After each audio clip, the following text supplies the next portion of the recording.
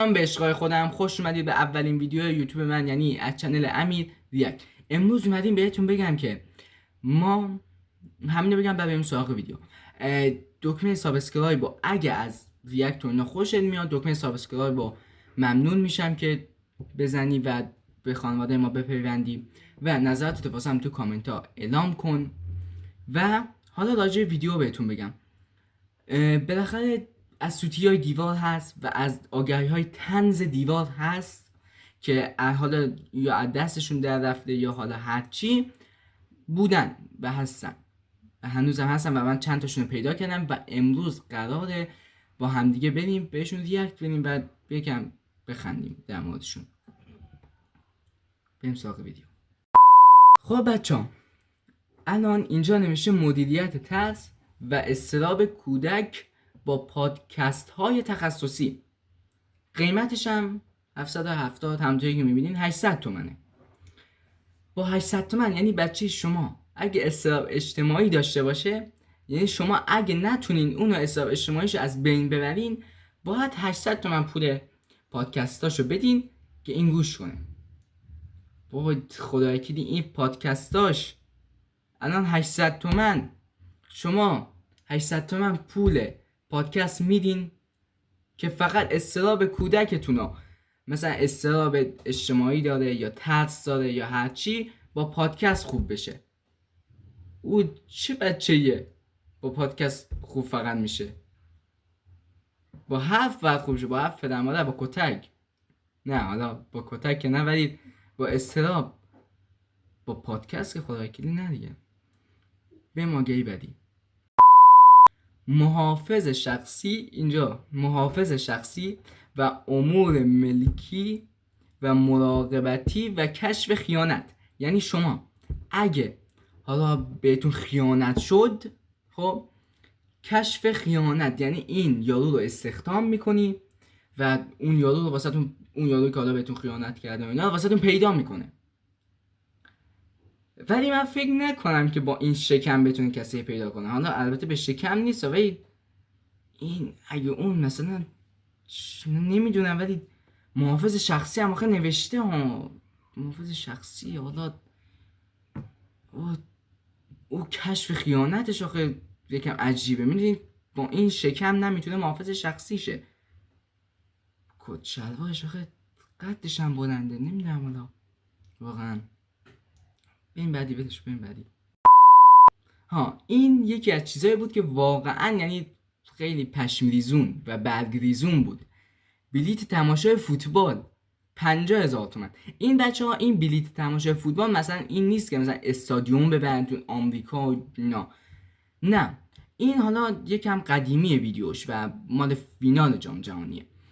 بلیت تماشای فوتبال اینه که مثلا یک جای دنجی واسه شما درست میکنن و شما میرین توش، حالا قلیونی هست، مال خوراکیجاتی چیزی هست و اونجا میشینید با جمع زیاد مثلا فوتبال میبینید. ولی من فکر نکنم با این 50 تومن فکر کنم کارهای دیگه ای بخوان اونجا با تو بکنن.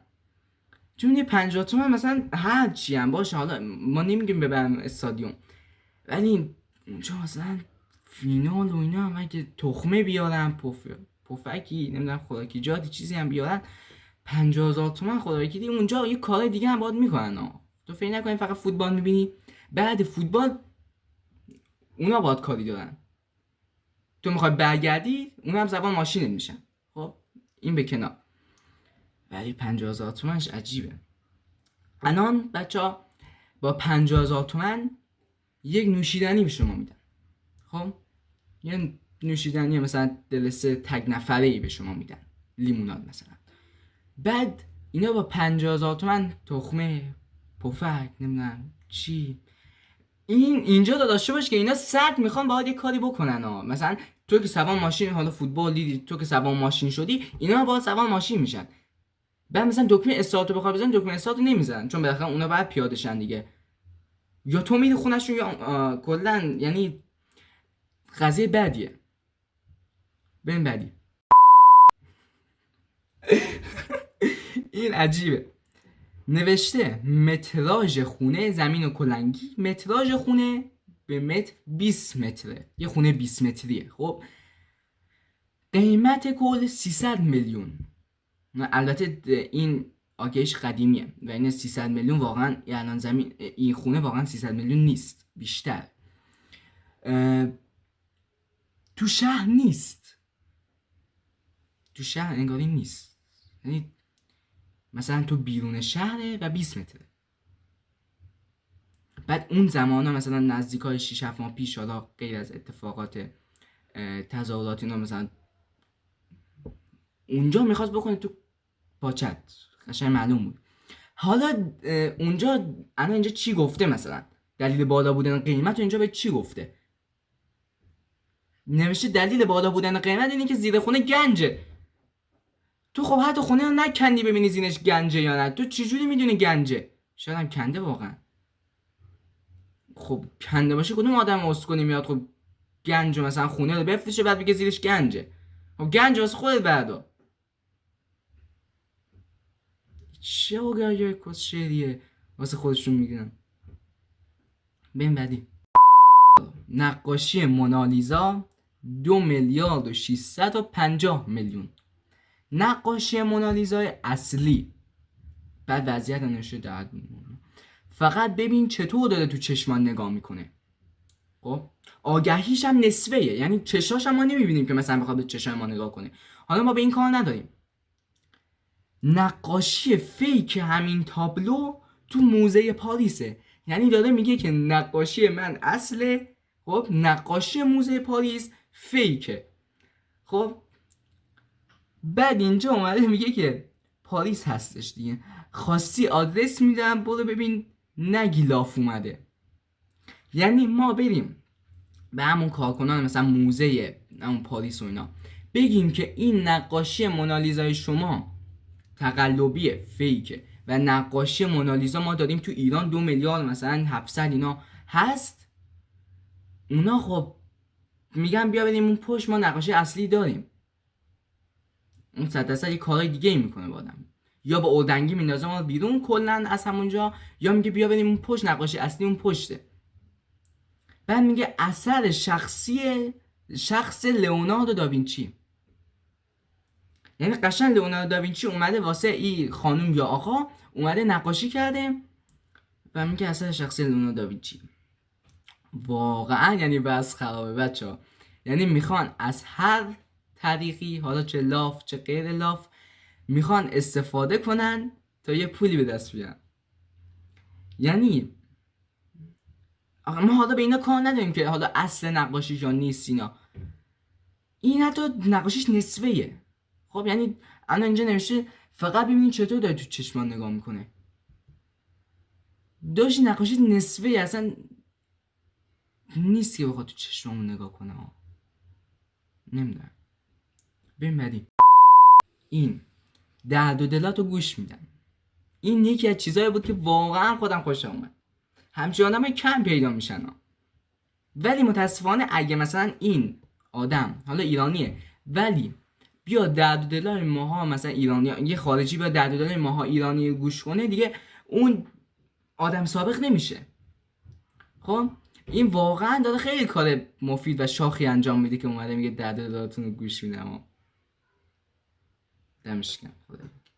دمش گرم. ولی متاسفانه همونجایی که میبینید مثلا تماس نزده. شما باید تایپ کنید درد و دلاتون رو، و اگه مثلا بخواید درد و دلاتون رو تایپ کنید دیگه درد و دلی اونجا نمیمونه.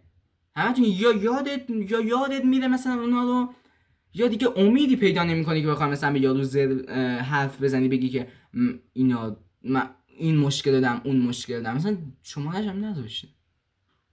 ببین پیکنیک قیمت 20,000 تومان، نو حالا فروشیونه محل اصفهان، آتشگاه، پیکنیک عالی مخصوص فضانوردی کم مصرف. قشنگ معلومه اصلا یارو خودش تو فضا بوده خودش اصلا معلومه قشنگ تو فضا بوده که اومده اینو نوشته واسمون. واقعا یعنی عجیبه. بچه‌ها این پیکنیک قشنگ معلومه یارو خودش قشنگ تو فضا بوده و حالا من اصلا به این کار ندارم که حالا من دارم چرت میگم دروغ میگم اینا. یه دقیقه این سیما رو نگاه کنید. این سیما رو نگاه کنید. این سیما خودش نشون میده که اینا چقدر رو فضا بودن. این سیما قشنگ نشون. بعد اینا رو خودشون رو فضا بودن، بعد اومده به ما میگه که اینا مخصوص فضا نوردی. خب ما نمیخوایم با تو توی فضا باشیم. گناه کردیم مگه؟ بریم بعدی. وای پوشک تو دستای پوشک کونه با سن بچه‌شو اومده کونه بچه‌شو گذاشته با پوشک. بعد نوشته پوشک بچه پمپرز اصل. حالا من زیاد در مورد پوشک نمیدونم. پمپرز اصل 1 بار استفاده شده در حد 9. معاوضه با واحد یا پراید 0 فوری. یعنی ما بیایم پوشکی که بچه توش گوه کرده رو بگینیم مثلا با پراید آخه من مثلا تاق بزنیم یا مثلا با واحد خونه. آخه بابا مردم به قولن چی فکرن؟ یا حالا طنز گذاشته این آگهی رو واقعا، یا اگه واقعی گذاشتی یا مردم رو الاغ فرض کردی یا خود واقعا یه کاریت هست. بابا خدا کی میاد پوشک گوهی بچه تا مثلا بیاد با یه پراید درست کنه؟ اینا واقعا پول لنگ پولن. یعنی بعد مثلا چی اینه که اینجا فقط به پراید راضی نشده، اومده گفته پراید یا واحد. یعنی داشته میگفته که مثلا پراید بیایم با پراید معاوضه کنیم. بعد اومده گفته نه گوه بچه من بیشتر از پراید میارزه، بیا با واحد مثلا تاق بزنیم. اینا واقعا بچه هاشون دوست دارن. بریم بعدی. کشوهمون به کجا کشیدن. از سینگلی یارو اومده تو دیوار آگهی گذاشته. زن خوب کرمانشاه. سلام، این جانب حسین اشایری 45 سالت قربونت برم. تو اون مثلا 20 سال اخیر یا 30 سالت نتونستی زن پیدا کنی، آخر اومدی تو دیوار آگهی گذاشتی. و چطور انتظار داری مثلا اینا بیان تو دیوار واسه تو مثلا زن پیدا شه؟ واقعا 45 ساله مجرد دنبال یه زن خوب و خانه‌دار هستم برای ازدواج. خونه دارم، سر کار هستم و سپرده بانکی هم دارم، ماشین هم دارم. بچه ها اگه کسی هست لطفاً به آگهیشو پیدا کنه بره. همچی تموم. فقط یکم سنش بالاه، شوی نداره. سن که فقط یه عدده. یکم حالا رو اعصابم تاثیر میذاره ولی واقعا سن فقط یه عدده. همیشه داره. فقط اون مثلا 20 سال یا 30 سال اخیر که نتونستی زن پیدا کنی داشتی همونا رو میساختی. به قرآن الان مثلا سپرده بانکی، حالا بعضی از زن شوهر هستن میگن با هم دیگه میسازیم، ولی بعضی هستن که مثلا به کم راضی نیستن. سپرده بانکی اصلا نیاز نیست. خب سر کار که دیگه با سر کار پول در میاری بالاخره. ماشین حالا اونقدر هم نیاز نیست، ولی خونه داری دمت گرم. خونه یعنی مثلا تو 30 سال خریدی یا مثلا 25 سال که مثلا بقیهش مثلا مجردی. درکت نمی کنم به موضوع. مرسی از اینکه تا آخر این ویدیو دیدید. دکمه ساب اگه خوشتون اومد دکمه سابسکرایب رو بزنید و اگه از این ویدیو خوشتون اومد دکمه لایک رو بزنید و نظراتتون رو واسم تو کامنت ها اعلام کنید. عشق منید. تا ویدیوی دیگه بدرود.